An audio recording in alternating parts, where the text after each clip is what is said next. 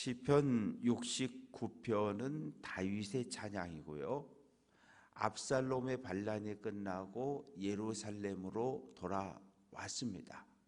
그리고 이제 정말 다윗이 늙었고 병들었어요. 그런데 아직 다음 왕을 세우지 못했어요. 첫째 아들 암논은 셋째 압살롬에 의해서 죽임당했어요. 왜? 압살롬의 친여동생을 못된 짓을 했는데 책임을 지지 않았기 때문에 압살롬이 형을 죽였어요. 둘째는 일찍, 아마 몸이 연약해서 일찍 세상을 뜬 것 같아요. 기록이 없어요. 그리고 셋째 압살롬은 아버지에게 반란을 일으켰다가 요압 장군에게 죽임을 당합니다. 그러면 19명의 아들들 가운데 넷째 아들이 아도니아였어요. 아도니아는 생각하기를 첫째 형도 죽었고 둘째 형도 죽었고 셋째 형도 죽었으니 내가 왕이다, 이 생각을 할 수 있잖아요. 그런데 요압 대장군과 아비아달 대제사장이 이 아도니아 편에 선 거예요. 그래서 모여가지고 아도니아를 왕으로 추대를 해버렸어요. 문제잖아요. 왕은 병들었고 늙어서 침대에 누워있고 아도니아는 스스로 왕이 되었고 누가 찾아갑니까? 밧세바가 찾아갑니다. 왕이여, 약속하지 않았냐? 내가 낳은 아들 압살롬 19명의 아들 가운데 10번째 아들이었던 솔로몬을 왕 세워준다고 약속하지 않았냐? 약속을 지켜라. 그때 나단 선지자가 찾아와서 힘을 실어주잖아요. 그래서 그때 솔로몬이 왕이 되고 왕이 된 이후에 형 아도니아를 또 죽여요. 그러니 우리나라 조선시대고 외국 다른 나라들이고 할 것 없이 이 왕권, 권력을 가지고는 싸우는 거예요. 아버지와 아들들도 싸우고 이 형제들끼리도 싸우고 이 시는 그때를 배경으로 쓰여진 거예요. 아도니아를 왕으로 추대했습니다. 그러면 어떤 일이 벌어졌겠어요? 이 아도니아 쪽에서 압살롬과 아비아달 대제사장이 누구에게? 침상에 누워있는 다윗에게 가서 협박을 했을 거예요. 얼른 아도니아를 왕으로 선포해라. 그렇지 않으면 가만두지 않겠다. 우리 편에 선 사람들이 많다.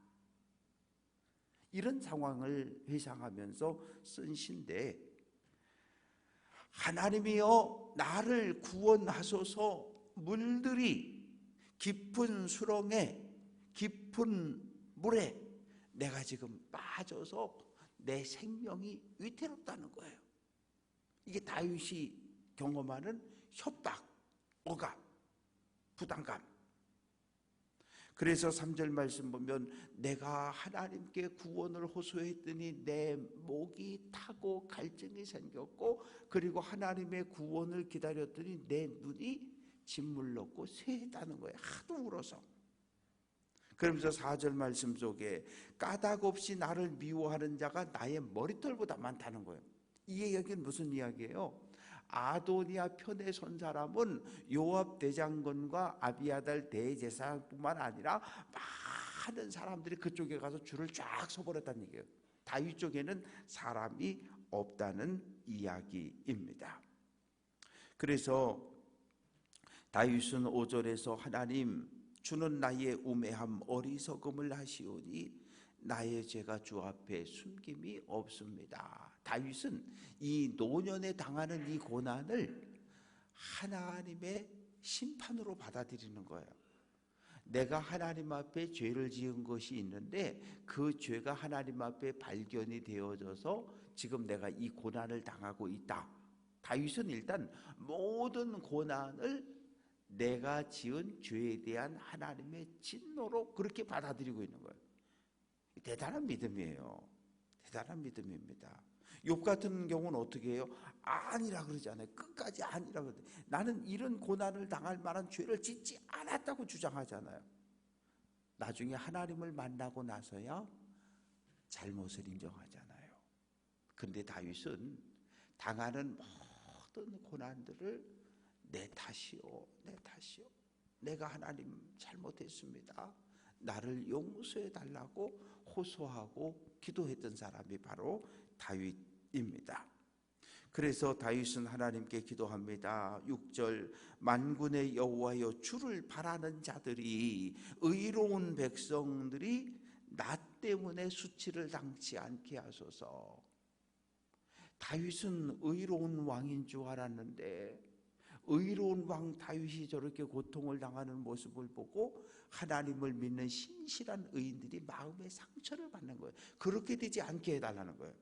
내가 당하는 이 고난 때문에 하나님을 잘 믿는 하나님의 백성들이, 의로운 사람들이 마음의 상처를 입지 않고 욕을 당하지 않게 해달라고 말하면서 오늘 내가 당하는 이 고난은 7절 주를 위하여 하나님을 위해서 내가 비방을 받고 수치를 당한다고 그렇게 이야기합니다. 가장 힘든 건 가족이에요. 가족이 나를 가장 힘들게 해요. 가족이 누굽니까? 부부, 자녀, 부모, 형제. 나를 가장 힘들고 아프게 해요. 그러니 오늘 다윗도 누가? 아들 아도니아가 압살롬 죽고 나서 얼마 시간 되지도 않았는데 또 넷째가 또 왕이 되겠다고 왕의 자리를 놓고 또 아버지를 찾아와서 협박하고 위협하는 가장 가까운 사람들. 교회도 마찬가지예요. 목사를 가장 힘들게 하는 사람들, 교인들 중에도 가장 많은 회의와 시간을, 대화를 하는 장로님들. 여러분은 어떠셔요? 속의 식구들, 선교의 식구들, 나와 가장 가깝게 지내는 사람들이 나를 힘들게 할 때 정말 힘든 거예요. 왜? 생각을 못했으니까. 조 권사님이 나에 대해서 그렇게 난 그렇게 생각할 줄 생각도 못했으니까. 교회도 가족이잖아요. 믿음의 공동체잖아요. 어떻게 보면 가족은 좋은 일은 함께 춤추고 웃는 거고 힘들고 아픈 일은 함께 울어주고 우는 공동체가 가족이에요. 기쁨도 함께 나누고 슬픔도 함께 나누는 공동체. 그런데 이 다윗은 너무 힘든 거예요. 왜? 내가 젊을 때 같으면 어느 아들이 감히 반기를 들겠어요. 그런데 아버지가 늙고 병드니까 자식들이 치고 일어나는 거잖아요, 지금.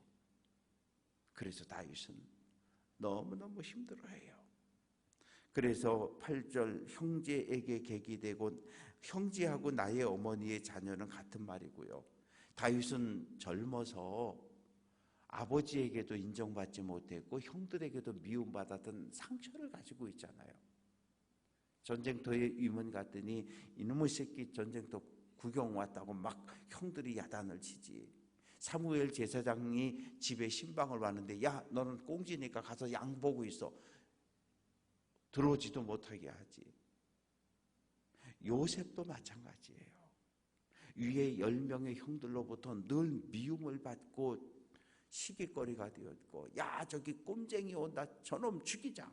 이게 형들과 요셉과의 관계였어요. 한 아버지를 통해서 이 땅에 왔지만 형제들 사이의 다툼은 부모의 마음을 너무너무 아프게 해요. 오늘날 우리들의 삶도 똑같습니다. 그러면서 그 고통이 얼마나 컸는지 주의 집 언약궤를 모신 하나님의 성소를 사랑하는 뜨거운 나의 열정보다 나를 죽이려고 하는 사람들의 그 비방이 훨씬 더 크다는 거예요. 하나님을 사랑하는 내 열정보다 나를 죽이려고 하는 악한 자들의 이 세력이 훨씬 더 크다는 거예요.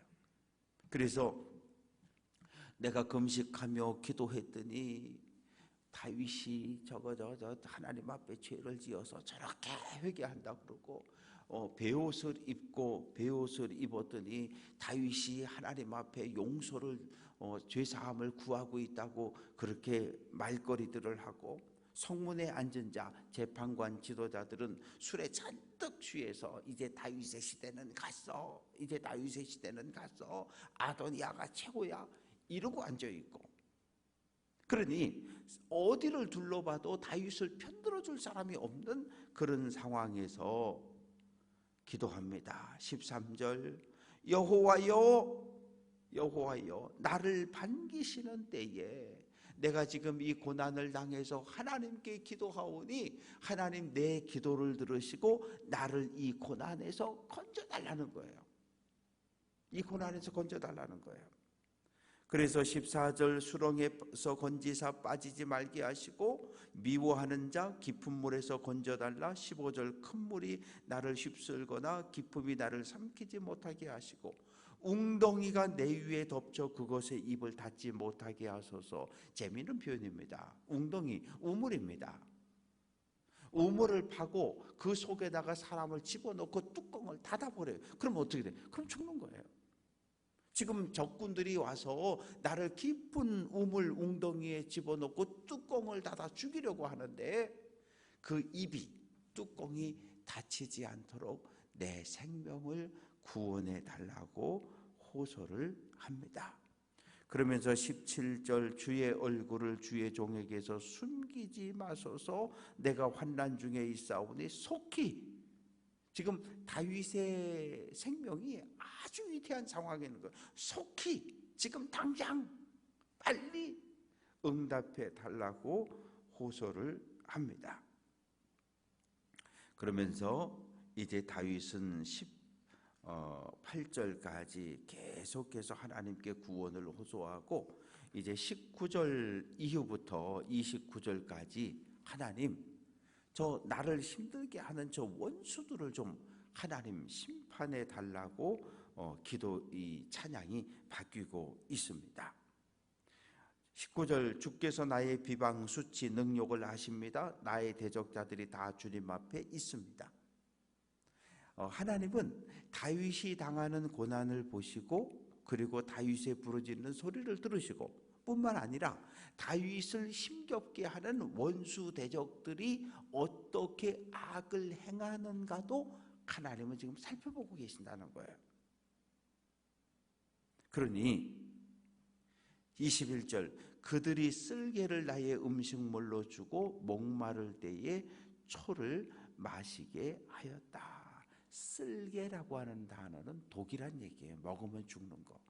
그것을 내게 주었고, 이 초라고 하는 것은 노예나 죄수들에게 이 주어졌던 시큼한 술인데 이것을 마시면 갈증을 좀 이렇게 이길 수 있고, 너무 많이 마시면 좀 취해 버리는, 그러니까 상한 술이라고 생각해 보면 될 것 같아요. 그래서 예수님 십자가에 달렸을 때 로마 군병들이 예수님께 뭐를 찍어 드립니까?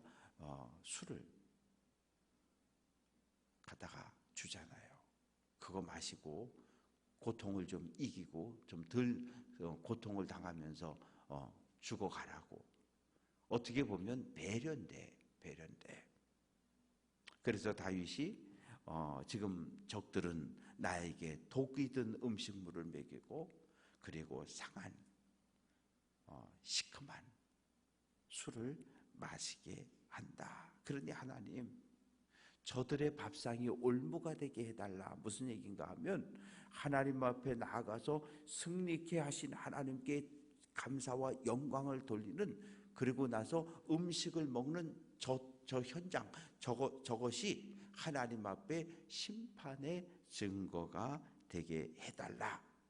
눈이 어두워 보지 못하고 허리가 덜덜덜 떨리게 해달라. 모세는 120살에 하나님의 부름을 받았는데 성경은 눈이 흐리지 아니하고 기력이 쇠하지 않았다. 허리가 튼튼했다. 그렇게 표현하고 있는데, 지금 다윗은 나를 힘겹게 하는 저 원수들을 눈이 흐리게 해서 어두워 보지 못하게 하고 허리에 힘이 빠져서 아무 일도 못하게 해달라. 그리고 25절, 하나님의 심판을 받아서 그들의 거처가 황폐하게, 그들의 장막에 사는 자가 없게 해달라. 예나 지금이나 가장 불쌍한 사람은 집 없는 사람이에요. 전쟁이 나서 집이 타버렸더니 홍수에 쓸려갔든지 산불에 탔든지 갑자기 오갈 데가 없는 사람은 이 당시에도 그랬고 지금도 그랬고 가장 불쌍한 사람들이에요.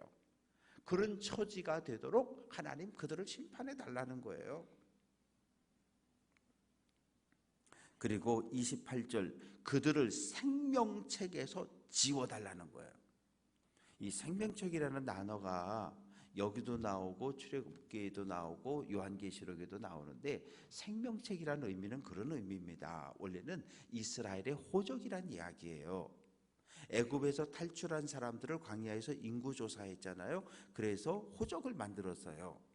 호적을 만든 다음에 죽은 사람은 어떻게 해요? 이 호적에서 빼고 새로 태어난 사람은 집어넣고, 이게 생명책이에요. 이게 우리가 당회를 하면서 이 교인 명부를 정리하잖아요.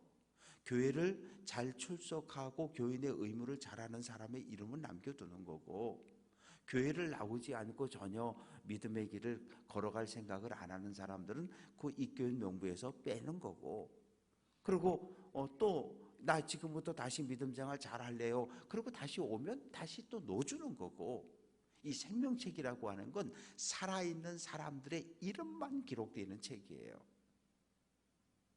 그래서 내 이름과 저 악인들의 이름이 함께 생명책에 기록되지 않게 해달라는 거예요. 그러면서 30절 말씀 보면 이제 다윗은 30절에서 36절까지 구원해 주지, 아직 구원은 받지 못했어요. 지금 고난 중에 있어요. 그러나 고난 중에 있지만 하나님이 나를 구원해 주실 것을 믿고 하나님께 감사와 찬양을 올려드리고 있습니다. 30절, 내가 노래로 하나님의 이름을 찬송하며 감사함으로 하나님을 위대하시다 하겠다. 그러면서 소, 곧 뿔과 굽이 있는 황소, 이건 뭐예요? 번제물.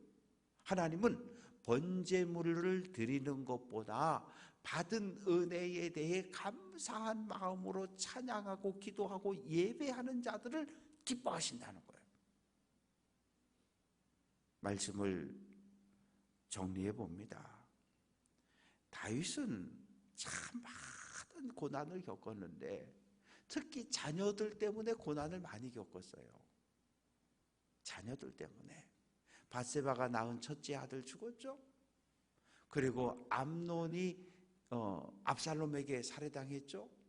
이 죽은 암논은 여동생에게 못된 짓을 했죠. 그리고 이 압살롬은 반란을 일으켰다가 죽였죠. 아도니아도 왕 되겠다고 했다가 죽었죠. 19명의 아들 가운데 4명의 아들이 죽었어요. 우리가 흔히 하시는 말들이 손가락 깨물어서 안 아픈 손가락 있냐, 10손가락 깨물어서. 자녀는 부모에게 그런 존재잖아요. 아픈 손가락이 하나씩 있는 거예요. 다윗이 그랬어요. 그런데 다윗은 자녀들 때문에 너무나 많은 상처를 받았고, 그렇게 고난을 당할 때마다 다윗은 하나님을 바라보았고, 하나님께 부르짖어 기도할 때 하나님의 도움을 받았고, 그래서 구원의 하나님을 또다시 찬양하고 감사한 것이 다윗의 삶입니다. 우리도 마찬가지입니다. 일생의 삶을 살아가면서 자녀들 때문에, 가장 가까운 영적인 가족인 성도들 때문에, 속회 식구, 선교회원, 또 성도들 입장에서는 목회자 때문에, 목회자 입장에서는 성도들 때문에 마음 상하는 일들이 일어납니다. 그럴 때 하나님을 찾자는 거예요. 하나님을 바라보자는 거예요. 그리고 모든 것을 하나님 앞에 내어놓고 기도하고 하나님의 응답과 구원의 은혜를 덧입어서 찬양하며 믿음의 길을 걸어갈 수 있는 우리 귀한 성도들 될 수 있기를 주님의 이름으로 축원합니다.